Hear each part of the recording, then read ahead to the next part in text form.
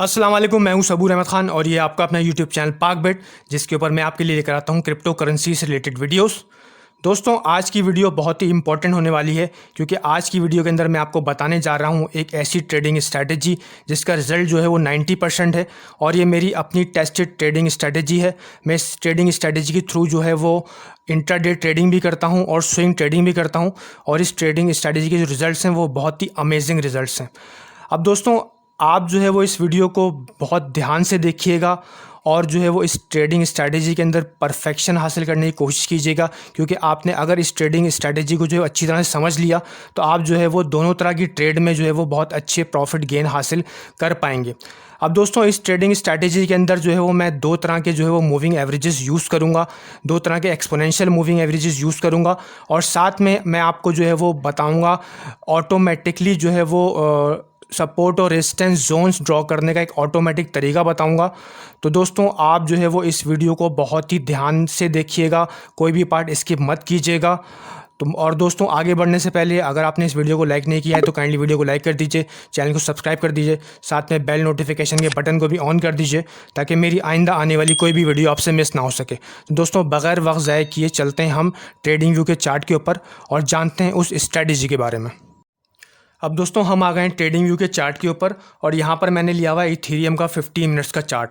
आप जो है वो इसको 5 मिनट्स के ऊपर भी जो है वो इस ट्रेड कर सकते हैं। इंट्राडे 15 मिनट्स का चार्ट भी ले सकते हैं, आप चाहें तो 1 घंटे का चार्ट भी ले सकते हैं, 4 आवर्स का भी चार्ट ले सकते हैं और 1 डे का भी चार्ट ले सकते हैं। ये स्ट्रैटेजी जो है ये हर टाइम फ्रेम के ऊपर काम करती है। ये आपके ऊपर डिपेंड करता है कि आप इंट्राडे ट्रेडिंग करना चाहते हैं या फिर जो है वो आप स्विंग ट्रेडिंग करना चाहते हैं, आप थोड़ा सा लंबे टाइम पीरियड तक जो है वो ट्रेड को अपनी चलाना चाहते हैं। अब दोस्तों, जब तक ये बेयर मार्केट चल रही है तो मेरी कोशिश यही है कि मैं आपको जो है वो टेक्निकल एनालिसिस जो है वो सिखा दूं और इस तरह की स्ट्रैटेजीज़ में आपको जो है वो परफेक्ट बना दूं, ताकि जब जो है वो बुल सीज़न आए तो आपको ये सारे टेक्निकल एनालिसिस और ये सारी स्ट्रैटेजीज जो हैं आती हों और वहाँ पर जो है वो आप बुल सीज़न का पूरा फ़ायदा उठा सकें। अब दोस्तों, यहाँ पर जो है वो हमने सबसे पहले करना ये है कि हमने जो है वो इंडिकेटर्स के ऊपर जाना है और इंडिकेटर्स के ऊपर जाकर हमने लिखना है EMA, यानी कि एक्सपोनेंशियल मूविंग एवरेज। यहाँ पर सबसे ऊपर आपको लिखा हुआ जाएगा मूविंग एवरेज एक्सपोनेंशियल, तो आप इसके ऊपर क्लिक कर देंगे। जब आप इसके ऊपर क्लिक कर देंगे तो इस तरह की लाइन आपको बनकर आ जाएगी, तो आपने इस लाइन के ऊपर आके डबल क्लिक करना है। जब आप डबल क्लिक करेंगे तो यहाँ पर इनपुट्स के अंदर आकर जो है वो आपने इसको कर देना है 15, ठीक है ना, 15 कर देना है इसको, और इसकी थोड़ी सी जो वेट है वो थोड़ी सी इसकी वेट जो है वो थोड़ा सा इसको मोटा कर देना है ताकि ये लाइन आपको जो है वो ईजिली नज़र आ सके। उसके बाद आपने इसको कर देना है ओके।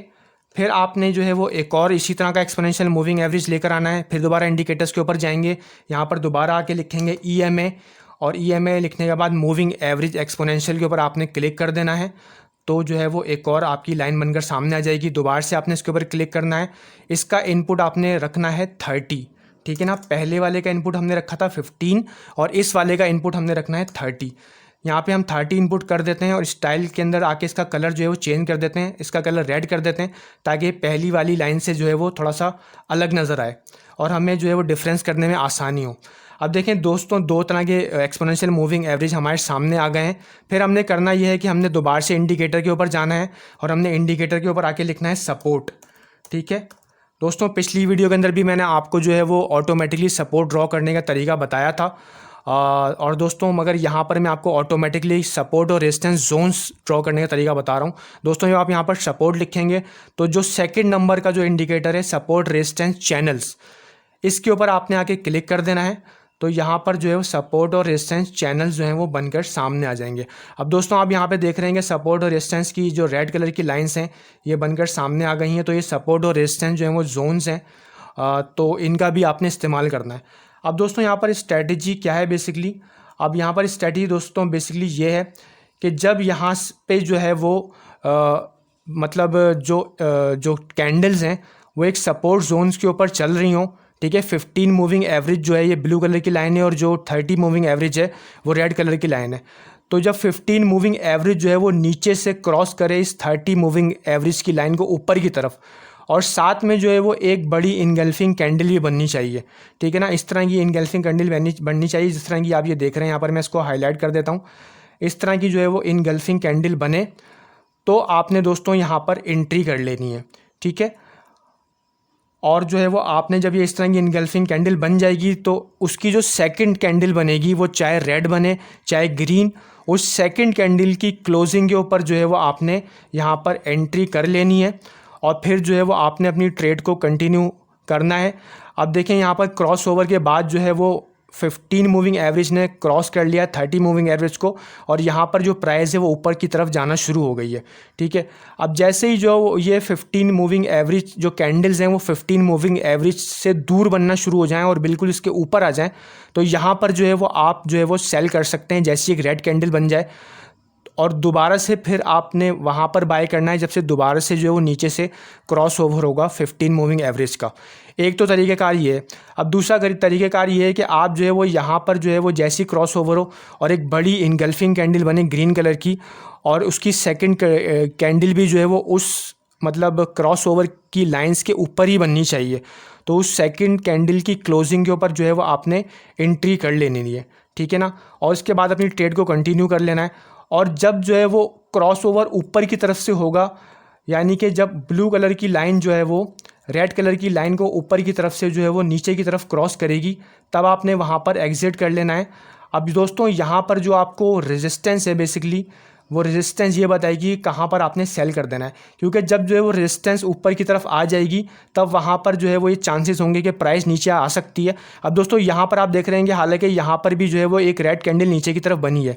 इस जोन के अंदर मैं आपको हाईलाइट कर देता हूँ कि ये जो जोन है बेसिकली इसके अंदर भी जो है वो रेड कैंडल नीचे की तरफ बनी है और प्राइस नीचे की तरफ आई है और जो कैंडल्स हैं वो 15 मूविंग एवरेज के काफ़ी ऊपर की तरफ बनना शुरू हो गई, यानी कि इन्होंने जो है वो 15 मूविंग एवरेज की लाइन को छोड़ दिया है और काफ़ी ऊपर की तरफ बन रही हैं, इसके बिल्कुल सर के ऊपर बन रही हैं।